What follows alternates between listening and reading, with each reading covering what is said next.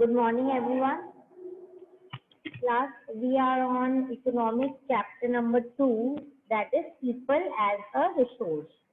Now, we have already started with the chapter and we have done few basic concepts. जिसमें सबसे important यही है कि जो 4 chapters of production that we studied in the earlier class, उस मतलब earlier chapter, उसमें it was clear कि first 3 factors को साथ में combine करके कौन उसको यूजफुल बनाता है, ह्यूमन कैपिटल यानी कि पीपल। तो इसीलिए हमने स्टार्ट किया था chapter people as a resource, जिसमें हमने बोला था पीपल सबसे इम्पोर्टेंट रिसोर्स होते हैं। They use the other three source you can say factors of production. उसके बाद हमने ये पढ़ा था ह्यूमन कैपिटल में इन्वेस्ट करना चाहिए, यानी जब ह्यूमन बींग्स में इन्वेस्ट करते हैं अपने, तो वो ह्यूमन कैपिटल फॉर्मेशन हो जाता है।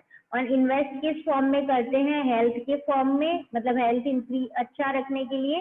और सेकंड चीज जो हमने देखी थी वो थी एजुकेशन में। So with this we came to know कि अगर बचपन से ही इन्वेस्ट किया जाए into the education and health of small children, तो वो आगे जाके मतलब डेफिनेटली जो है बहुत पॉजिटिव हम बोलेंगे प्रोग्रेस करते हैं। जिसमें हमने 2 एग्जाम्पल पढ़े थे अबाउट शक्ल एंड विलास, जिसमें एक बच्चा जो है वो तो पढ़ लिख के ही अटेन ग्रेट हाइट, प्रमोशन मिला था, अच्छी कंपनी में काम कर रहा था, अपनी लाइफ को इम्प्रूव कर पाया था वो इकोनॉमिकली भी और अदरवाइज भी। और इसके अलावा सिर्फ अपने आप को नहीं, उसका जो इनकम का कॉन्ट्रीब्यूशन है वो नेशनल इनकम में भी था।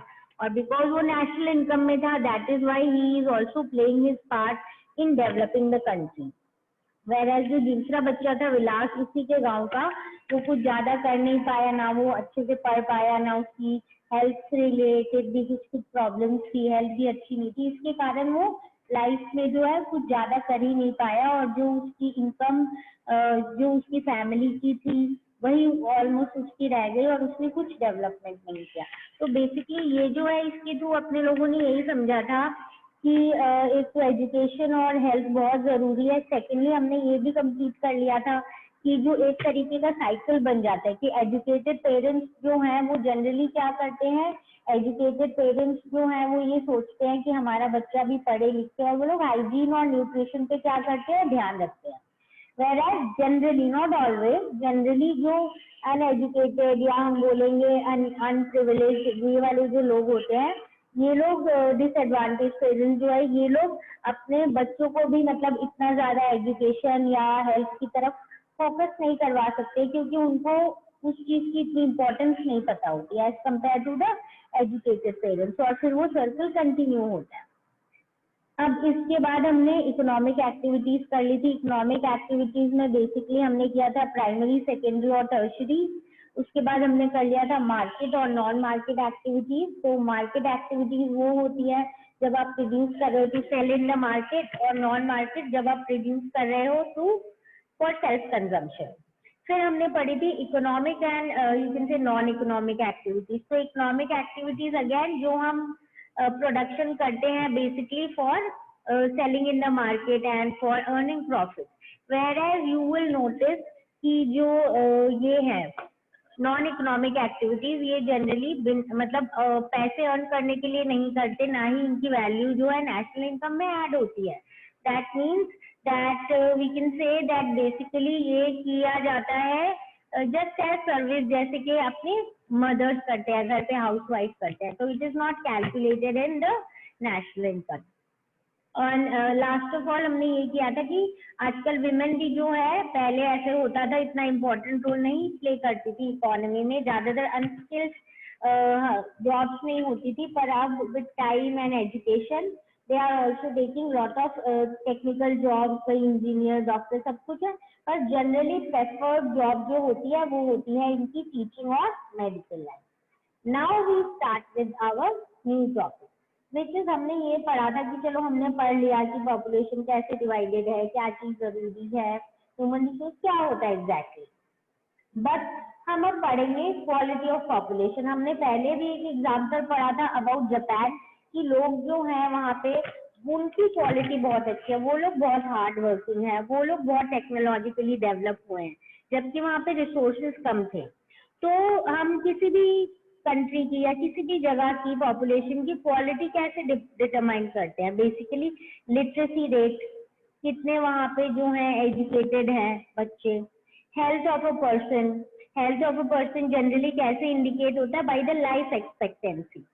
लाइफ एक्सपेक्टेंसी क्या होता है कि जनरल एक कंट्री में जितने लोग रहते हैं उनकी ऑन एंड हम एवरेज में निकाल लेते हैं, जनरली डेथ किस एज में होती है, उसके बाद उसकी टोटल पॉपुलेशन से एवरेज निकाल के रेट निकल जाता है। क्या डेटा निकल जाता है कि जनरल इस कंट्री के जो लोग हैं इनकी एक्सपेक्टेड एज जो है इतनी है, मतलब इस कंट्री के जो लोग हैं वो ऑलमोस्ट मतलब नॉर्मली रहेंगे तो ऑलमोस्ट इस एज तक वो लोग यहाँ पे सरवाइव कर पाएंगे।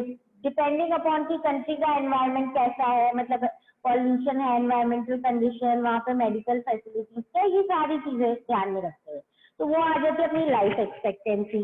इसके अलावा हम ये भी देखते हैं स्किल फॉर्मेशन, यानी वहाँ के लोग कितने स्किल्ड हैं, मतलब एजुकेटेड है, टेक्निकली कितनी उनको नॉलेज है, जॉब वो मतलब स्पेशलाइज है या नहीं है, अलग अलग चीज।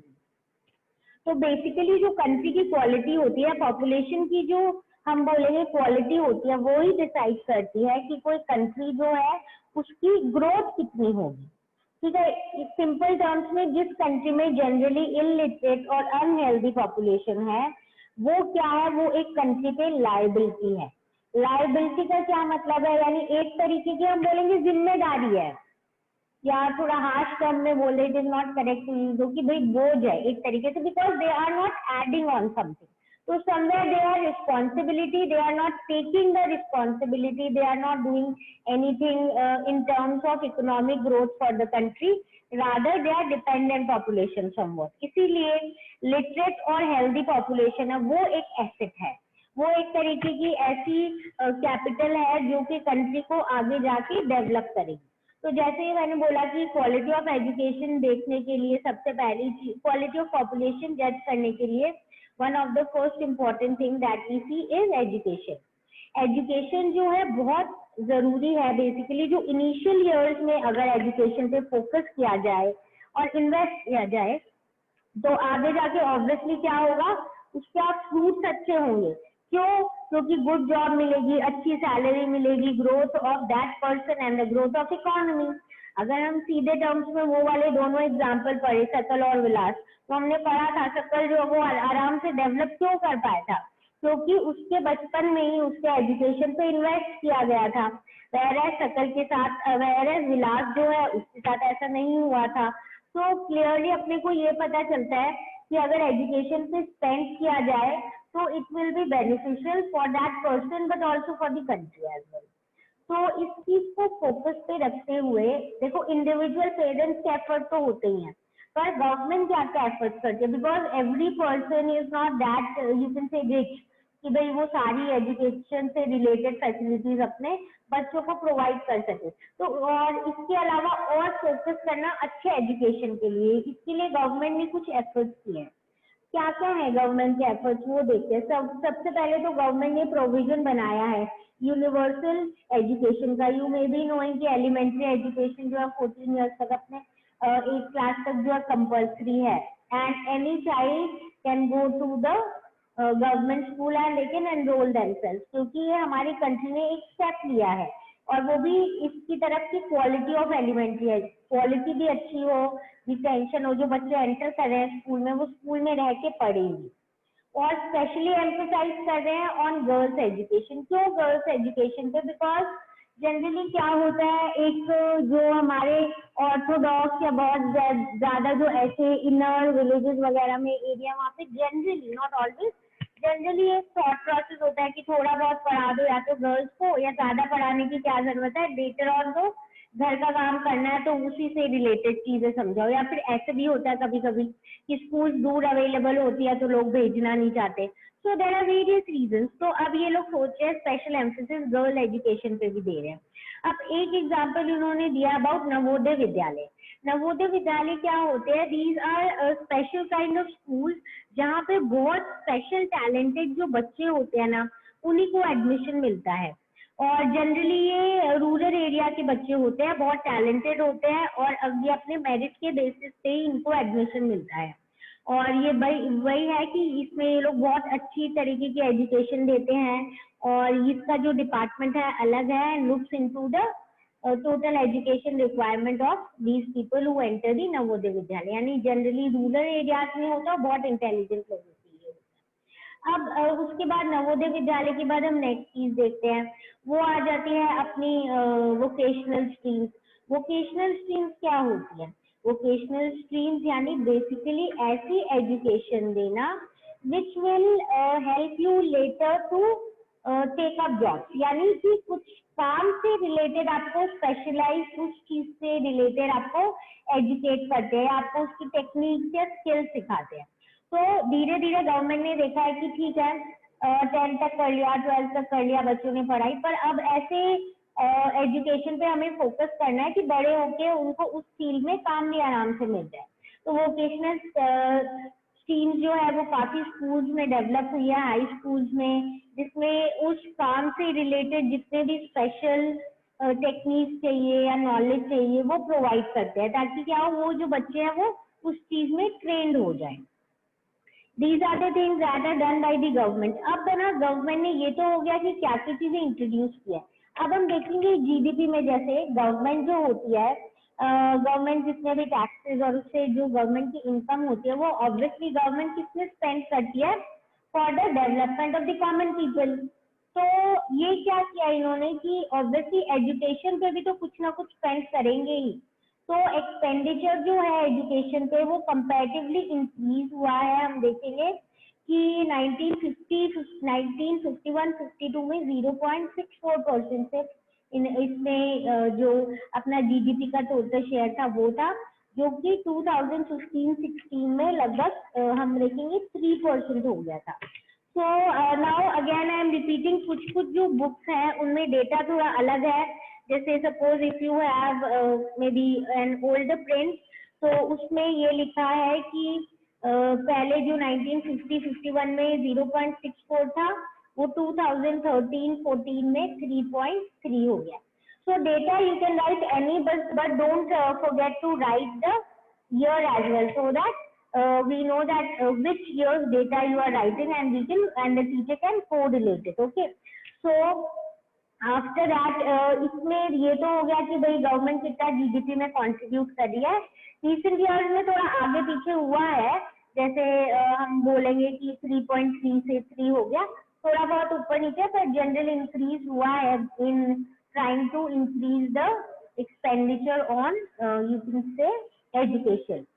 पर इसके अलावा अगर हम बोलें कि ठीक है लिटरेसी में गवर्नमेंट ने काफी कुछ किया है, इसके कारण लिटरेसी रेट जो है वो इंक्रीज भी हुई है इंडिया में, फ्रॉम 18% इन 1951 टू 74% इन 2011।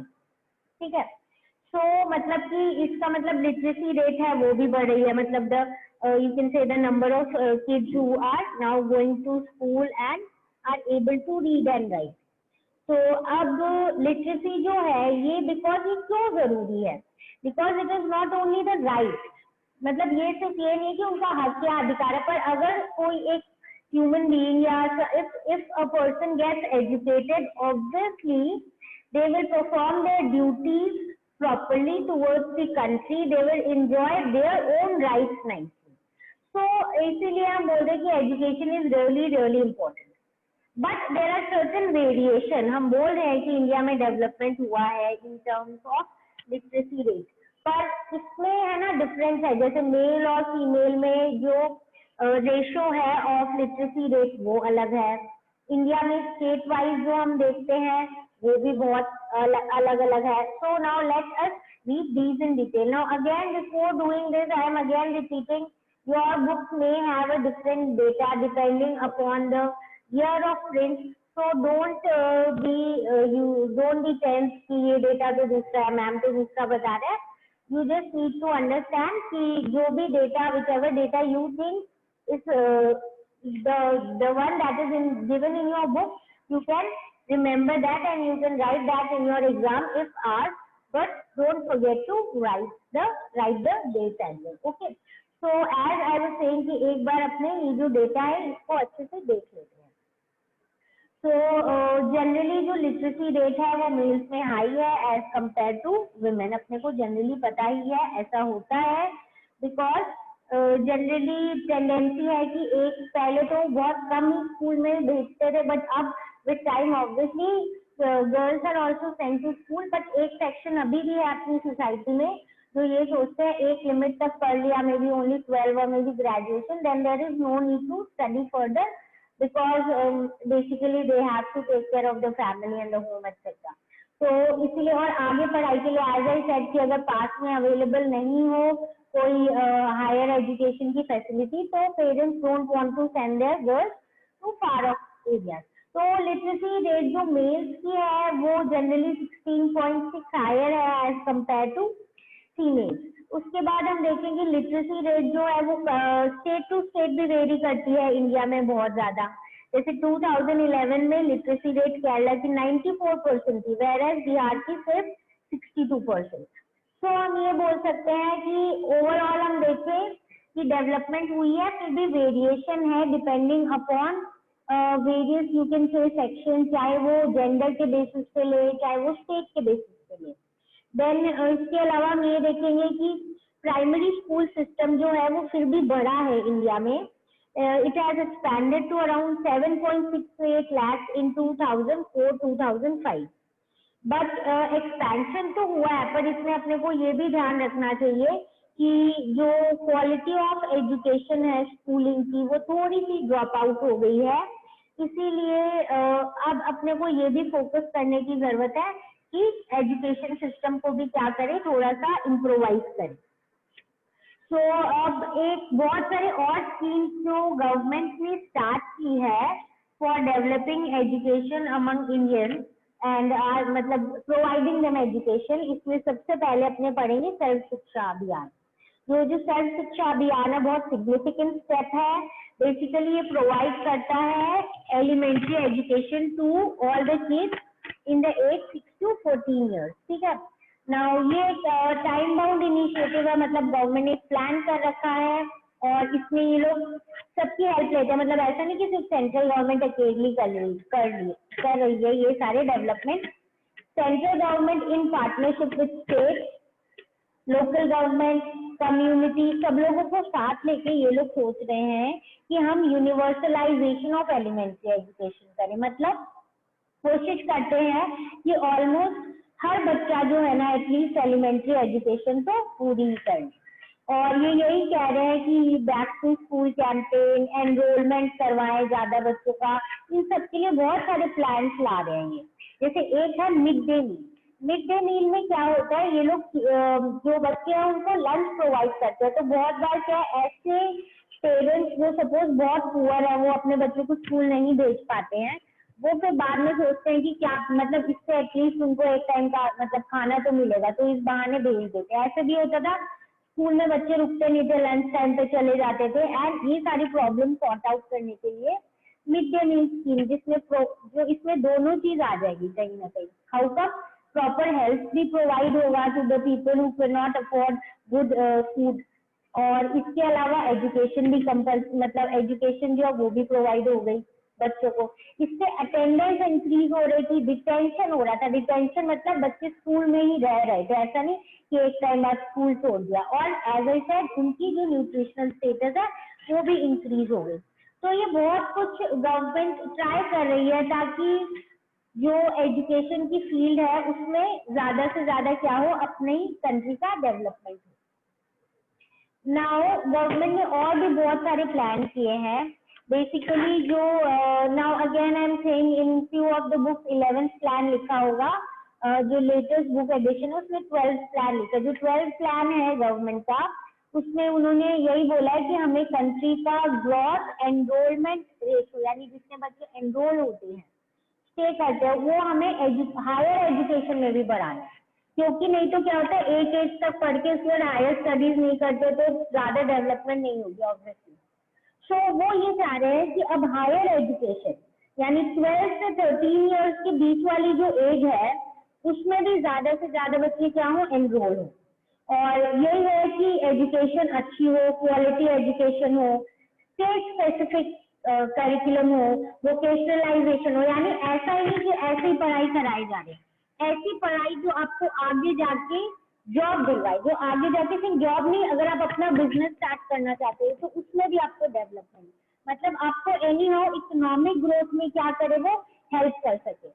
और इसमें टेक्नोलॉजी और इन सारी चीजों से रिलेटेड बच्चों को भी नॉलेज देते हैं और इनको यूज करके इस तरीके से वो लोग they are trying to bring lot of improvement in the education sector. यहाँ पे दो चीज किया हमने, एक तो एलिमेंट्री एजुकेशन पे कर ही रहे हैं फोकस, सेकेंड है हायर एजुकेशन पे भी ये लोग बहुत ज्यादा क्या कर रहे हैं, फोकस कर रहे हैं और ट्राई कर रहे हैं कि डेवलपमेंट जो है वो दोनों सेक्टर में हो और अपने हर फील्ड में जो डेवलप हो सके। अब जो नेक्स्ट, ये तो आ गया एजुकेशन का, अब आ जाते हैं नेक्स्ट चीज पे जो है health. Health is again very very important. Okay, now let us just see कि अगर किसी पर्सन की हेल्थ अच्छी है तो ऑब्वियसली वो अपना जो पोटेंशियल है उसको पूरा का पूरा क्या कर पाएगा, यूटिलाइज कर पाएगा, और he will be actually contributing to the national income also. जो अनहेल्दी पर्सन है he actually becomes a liability for organization. एक सिंपल सा एग्जाम्पल है that if you appoint, suppose you are a very big company owner, ठीक है, and you are wanting to appoint an MBA. अगर MBA को appoint करना चाह रहे हो तो ऑब्वियसली तुमने एजुकेशन देख ली, you have seen their education, but after appointing that particular person you notice कि वो तो हर थोड़े थोड़े दिन में बीमार पड़ रहा है, छुट्टी ले रहा है, अपना काम ठीक से नहीं कर पा रहा है। So obviously you will slowly and gradually understand कि वो अपनी कंपनी के लिए कुछ पॉजिटिव नहीं कर पा रहा है। जब कंपनी के लिए ही पॉजिटिव नहीं कर पा रहा है तो कंट्री के लिए कैसे करेगा। सो हेल्थ जो है वो बहुत जरूरी है अलॉन्ग विद द एजुकेशन, क्योंकि जो अनहेल्दी पर्सन है वो कहीं ना कहीं लाइबिलिटी हो जाता है। इसीलिए हेल्थ जो है सबसे इम्पोर्टेंट चीज है for person well-being and for the development of the country as well. तो इसीलिए जैसे हमने देखा है कि इंडिविजुअल लेवल पे तो सब कोशिश करते ही हैं, पर ऐसा ही सेट कि कुछ ऐसा सेक्शन है जो पूरा अपना ध्यान नहीं रख सकता, may be because of the less availability of resources या पैसे की कमी के कारण। तो हेल्थ ऑफ अ पर्सन जो है इट रियलाइजेज हिज और हर पोटेंशियल और उनकी एबिलिटी को इंक्रीज करता है। इसीलिए government also want that every person in any which way, अगर थोड़ा क्या they have the responsibility कि कुछ ऐसा करे कि जिससे क्या कंट्री के जो सिटीजन्स है उनकी हेल्थ भी इम्प्रूव हो। इसीलिए अपनी जो नेशनल पॉलिसी है it aims at accessibility of health care, family welfare, nutritional service, और स्पेशल फोकस किस पे होता है, अनप्रिविलेज सेगमेंट। क्यों अनप्रिविलेज सेगमेंट, क्योंकि जो प्रिविलेज है जिनके पास पैसे हैं वो तो खुद ही अपना ध्यान रख लेंगे, उनकी ईटिंग हैबिट्स ऐसी होगी, वो चीजें ऐसी खाएंगे, उनके पास सारी फैसिलिटीज अवेलेबल है, वो जा सकते हैं डॉक्टर के और रहते सही जगह पे अगर, तो obviously they will be able to solve all the problems. But जो अनप्रिविलेज सेक्शन है they will actually face lot of problems. So we can say that somehow health को और इम्प्रोवाइज करने के लिए गवर्नमेंट ने भी बहुत सारे एफर्ट लिए हैं, और गवर्नमेंट ने जैसे बहुत सारे एफर्ट है जो हम स्पेसिफिकली अगर बोले कि जैसे मेडिकल फैसिलिटीज इंप्रूव कर दी है, इतने सारे गवर्नमेंट हॉस्पिटल्स है जहाँ पे फोकस किया गया है towards providing free medical facilities to people who are suffering from some kind of illness. और इसके अलावा और भी और चीजें जैसे इन्फेक्शन, इन सबको ट्रीट करने के लिए। और जो एक बहुत इम्पोर्टेंट चीज है जो हमारी मेडिकल डेवलपमेंट को कहीं ना कहीं जज करेगी या रैंक करेगी, वो होती है कि फैसिलिटीज कैसे दे रहे हो आप to mother and the young born. मतलब जो इन्फेंट मोर्टेलिटी रेट होता है, इन्फेंट मोर्टेलिटी रेट होता है number of kids below the age of 1 year who are not able to survive. ठीक है, तो इसका मतलब ये है कि जो छोटे बच्चे, पहले क्या होता था कि you may be knowing, you must have heard from your great grandmother's कि है ना, जो पहले है ना बच्चे ऐसे होता था कि बर्थ के बाद बहुत जल्दी because of some reason they used to die, और है ना रीजन पता ही नहीं चलते थे क्योंकि मेडिकल फैसिलिटीज नहीं थी। और अब तो क्या प्रॉपर मेडिकल फैसिलिटीज है, कैसे मतलब प्रॉपर वैक्सीनेशन है, और जो प्रॉपर फैसिलिटीज प्रोवाइड होती है at the time of birth to small kids, whether private में तो होती है, गवर्नमेंट में भी बहुत सारी फैसिलिटीज। तो ये गवर्नमेंट ने बेसिकली इसलिए किया है to improve the health of the people, और ये फर्स्ट चीज जज होती है। उसके बाद तो और बहुत सारी चीजें हम देखते हैं कि कंट्री के लोगों की हेल्थ कैसी है।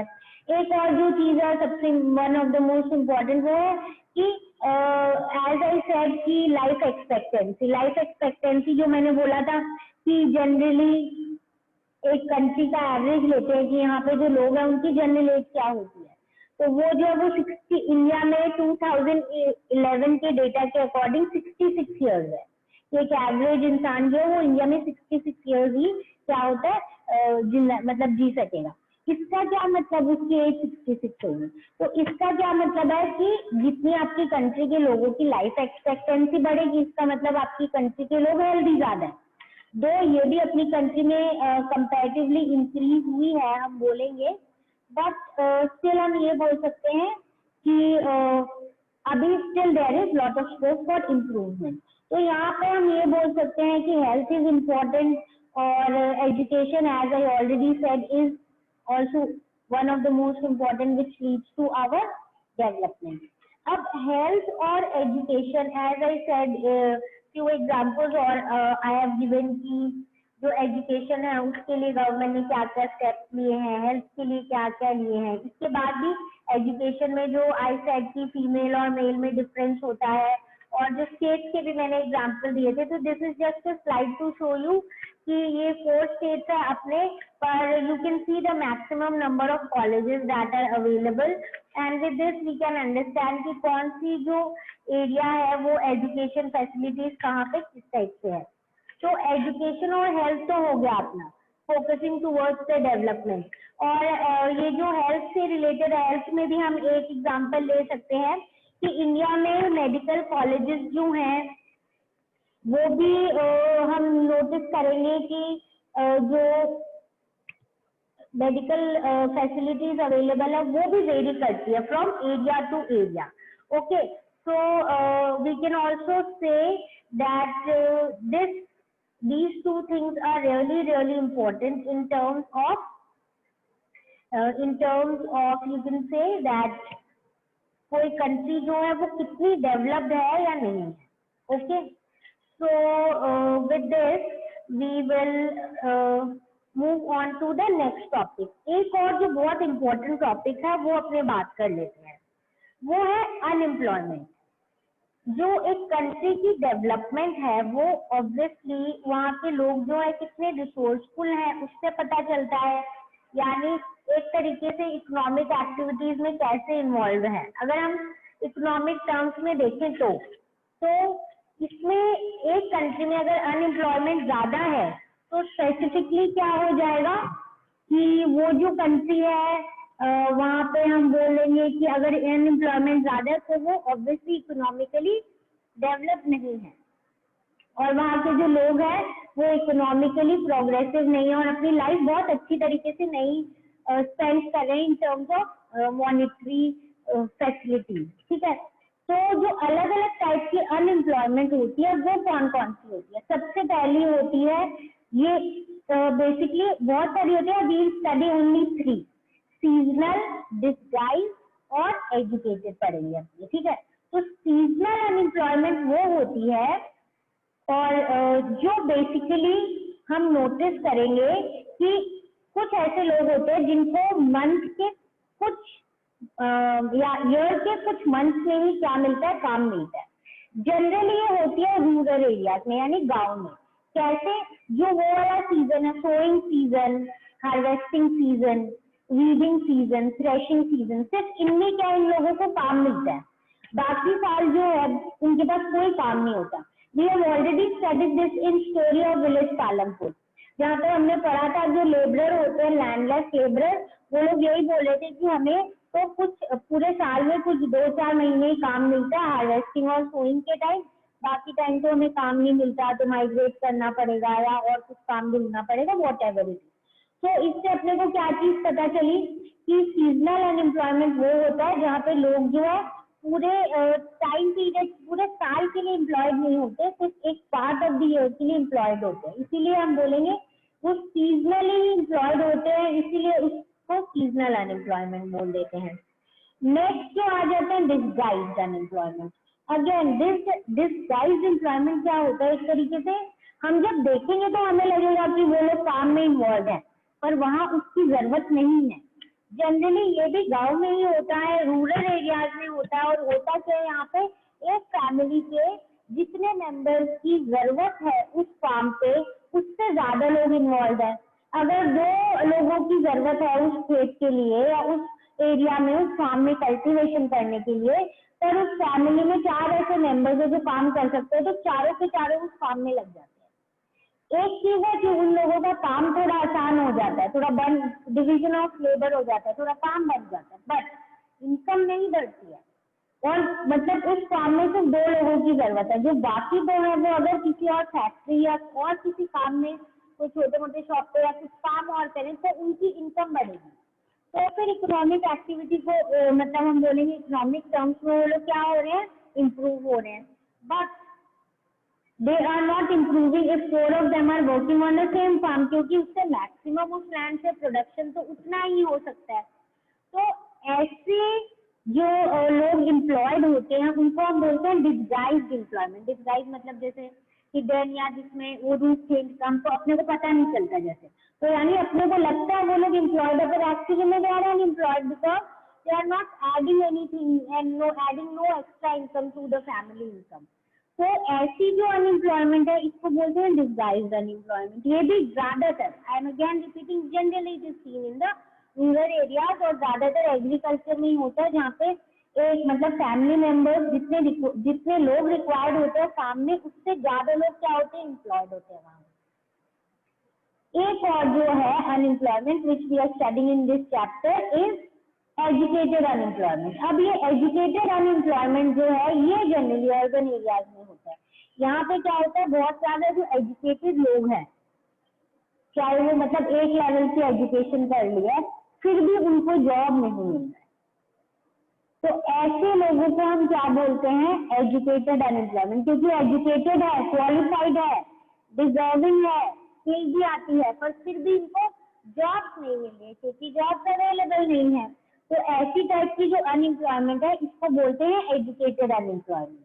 तो अनएम्प्लॉयमेंट जो है, एक और चीज, अनएम्प्लॉयमेंट हम ये किसी को भी अनएम्प्लॉयड नहीं बोल देंगे, जो काम करना चाहता है, the person who is willing to work and is not getting work is called an unemployed person. मतलब your mother who is working in your home, घर का ध्यान रख रहे हैं, वो काम कर रहे हैं, she will not be called unemployed because she is not wanting to go out and work. That is why she will not be called as unemployed. वही एक educated person है, graduated person है, डिग्री होल्डर पर्सन है, वो जगह जगह job ढूंढ रहा है पर उसको नहीं मिल रही है, तो वो हो जाएगा अनएजुकेटेड एम्प्लॉयमेंट, अनएम्प्लॉयमेंट। अब अनएम्प्लॉयमेंट जो है ऑब्वियसली इसके इम्पैक्ट बहुत नेगेटिव होते हैं। ऑब्वियसली डिपेंडेंसी बढ़ जाती है, क्वालिटी ऑफ लाइफ उस इंडिविजुअल की सही नहीं होती है, रिसोर्स वेस्ट होते हैं, एंड इसके अलावा बहुत सारी और प्रॉब्लम्स होती है। बहुत सारे लोग जो है हम ये बोलेंगे कि जब अनएम्प्लॉयमेंट होता है तो वो डिपेंड करते हैं और वो कंट्री के लिए एक तरीके से क्या हो जाते हैं, लाइबिलिटी हो जाते हैं, एसेट नहीं होते, दे देमसेल्व्स गेट डिप्रेस्ड। और इसीलिए बहुत बार ऐसे होता है कि उन लोगों को ऐसे काम करने पड़ते हैं जिससे वो मतलब उससे बहुत ऊपर डिजर्विंग है, अपनी क्वालिफिकेशन के हिसाब से, अपने टैलेंट के हिसाब से भी वो कम के जॉब में एक्सेप्ट कर लेते हैं। क्यों? Because they don't have any other option. तो इसीलिए अपने पोटेंशियल से कम में भी अगर इनको जो काम मिल रहा होता है उसमें ये लोग इंगेज हो जाते हैं, but final result obviously they are somewhere depressed या सैड की ऐसी टाइप की चीजें हो रही है। और अगर अनएम्प्लॉयमेंट बढ़ता जाए तो सोसाइटी में प्रॉब्लम्स क्रिएट होती है, लोग डिप्रेस्ड होते हैं, जिनके पास काम नहीं होगा वो फाइनली क्या करेंगे, वो क्रिमिनल एक्टिविटीज में चले जाएंगे, कंट्री जो है उसकी इकोनॉमिक प्रोग्रेस नहीं होती। तो इसीलिए अनएम्प्लॉयमेंट को सॉल्व करने के लिए भी government has to do something, though it has taken few steps, but still we need to do a lot more. तो इससे रिलेटेड आगे जो टॉपिक है we'll be covering in our next class. This is it for today. I suppose everything is clear. If you have any doubt, feel free to ask. Please read your books till the portion we have done. We'll wind up the chapter tomorrow and we'll discuss all your problems. So this is it for today. Now we'll meet in the next.